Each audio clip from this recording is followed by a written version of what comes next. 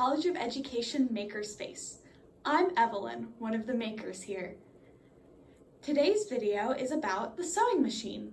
This is part of a series of videos that teach you how to sew on your own. I'm so excited to talk to you about it. Let's get started.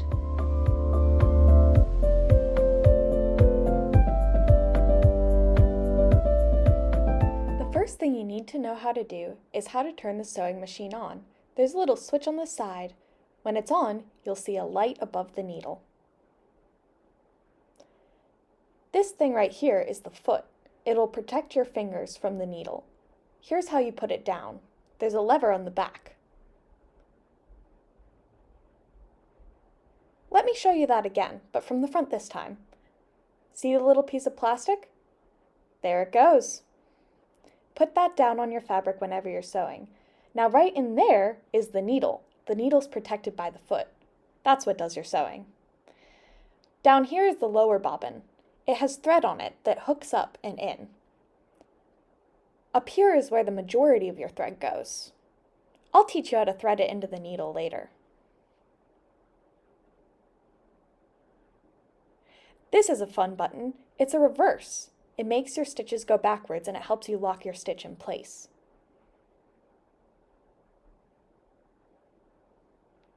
This turns and it makes the needle move up and down. Let me show you that closer. I like to call it the knob. There's a handy little thread cutter on the side of your machine right there. It can help when you're taking your fabric out.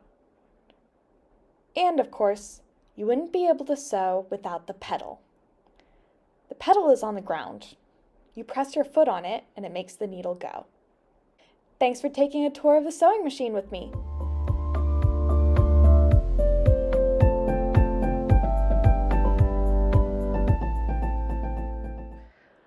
Now we're going to learn how to thread the needle.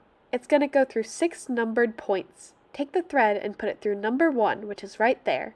You're going to tuck it under. See? Like that. Then you're going to take the thread and put it through number 2, which is over here.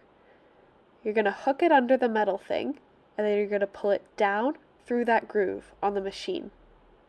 Down to number 3. See, number 3 is on the corner. You're going to continue going down with the thread. Past number 3, which is, yep, right there. And you're going to go down and loop around the bottom. That's number 4.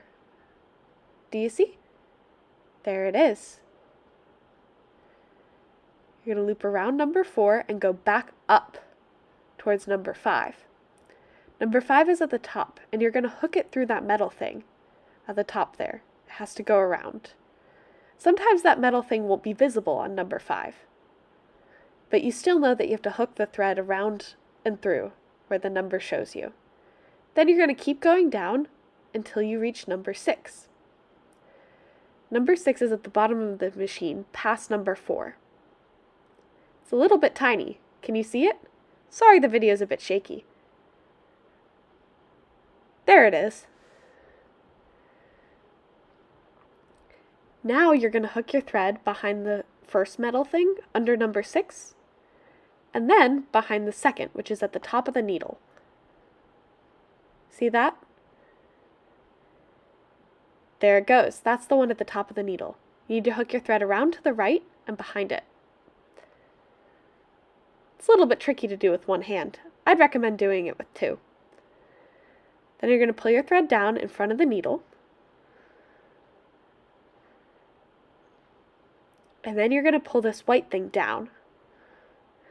See how it can move up and down?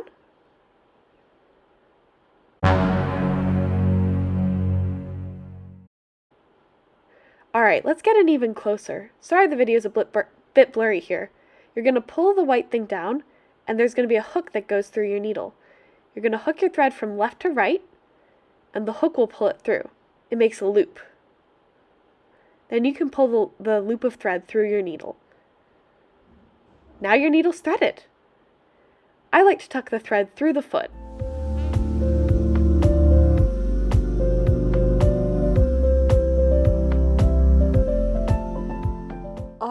So we're about to thread the lower bobbin. This is what the lower bobbin is.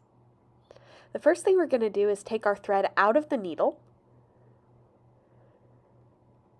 which is like kind of the opposite reverse process. And then you're going to loop it around this metal thing at the top. It slides into a notch there. There's a little icon under it that shows you what to do. Then you have to put it through the little hole in your lower bobbin. You're going to stick it through the inside and up through the hole. This takes me a little while, so we're going to skip ahead.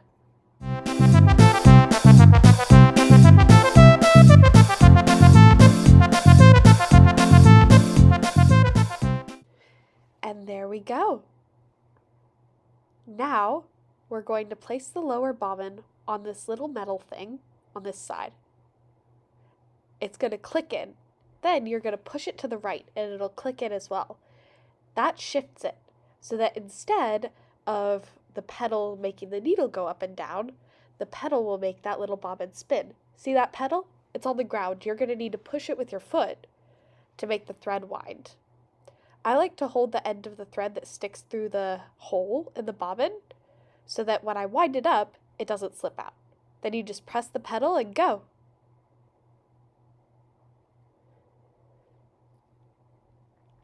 When you're all done winding the thread around the bobbin, you push it to the left, which releases it, and then you can take the bobbin off. Then you cut the string. Sorry, I dropped it there. And you're all good to go. Now this next part is a bit tricky, so remember this diagram as we go into it. Ready for part 2? Okay, so you pull this black thing on the side and it'll pop out your little plate that covers the lower bobbin. You can take out the lower bobbin if there's already one in there. I like to make sure that the thread from the needle goes through and behind the machine so that it doesn't come out. I just use scissors, tuck it under the needle, and then reach behind and pull it back. You can use pins or anything of that sort to push that thread on through, because there's a thread from the top and one from the bottom. Now you're going to put your bobbin into the hole, and then you're going to loop it around to your right, and then to your left. It'll fit into 2 little metal grooves. Remember that picture I showed you earlier? That's the diagram of what it looks like. It's on the cover. Sorry it's a bit tough to see here. Then you can put your cover back on. I like to make the needle go once up and down to catch the thread and pull it through.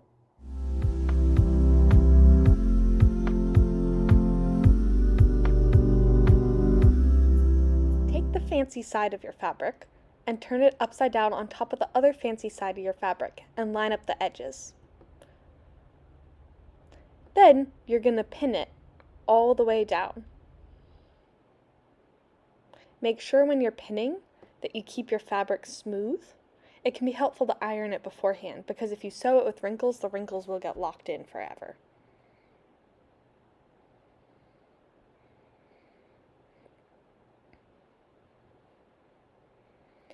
Now to sew it. I normally start by taking my first pin out and then you're going to put it under your foot. When you start to sew, I usually like to go forwards a little bit. See? And then I go backwards. So I press the reverse down and it sews in reverse.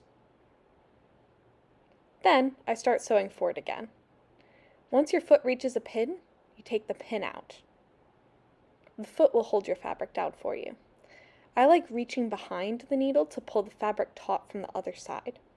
That helps me keep my seam flat and straight.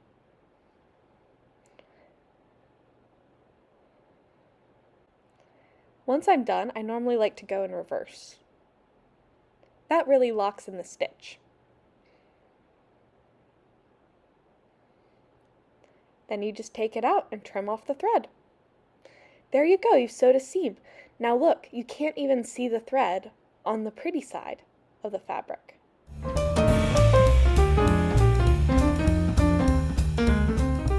Thanks for tuning in. Feel free to reach out to the Maker Squad if you have any questions. We are here to help. Bye!